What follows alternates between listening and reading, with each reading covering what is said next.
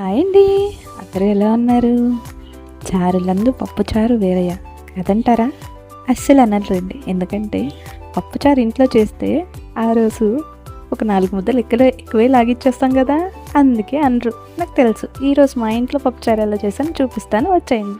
ముందుగా ఒక కప్పు పప్పు తీసుకొని బాగా వాష్ చేసేసుకొని దాంట్లోనే కొంచెం వాటరు, పసుపు, పచ్చిమిర్చి, కరివేపాకు, చింతపండు కూడా నేను దాంట్లోనే వేసేసుకుంటాను. క్యారెట్ ఉంటే అది కూడా వేసుకున్నాను.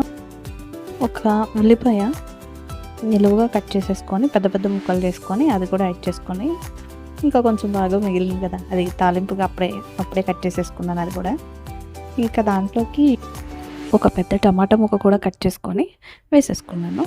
అంతా వేసేసుకుని ఒకసారి కలిపేసినాక దానిలోనే మన టేస్ట్కి తగినంత కారం కూడా యాడ్ చేసేసుకొని మొత్తం మిక్స్ చేసేసుకొని కుక్కర్ని పొయ్యి మీద పెట్టేసాక ఒక 3 to 5 విజిల్స్ వచ్చే వరకు మనం వెయిట్ చేయాలి.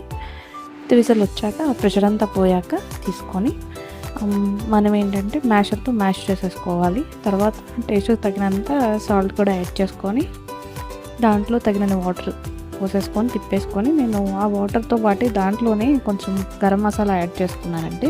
తర్వాత పోపు కోసం కొంచెం 2 టేబుల్ స్పూన్ల గీ వేసుకొని దాంట్లోనే ఆయిల్ వేసుకొని తాలింపు దినుసులు, జీలకర్ర, వెల్లుల్లి, ఎండుమిర్చి, ఉల్లిపాయలు, కరివేపాకు అన్నీ యాడ్ చేసేసుకొని బాగా వేగినాక కొంచెం ఇంగు కూడా యాడ్ చేసుకొని కరివేపాకు కొంచెం ఎక్కువ వేసుకొని టేస్ట్ బాగుంటుంది.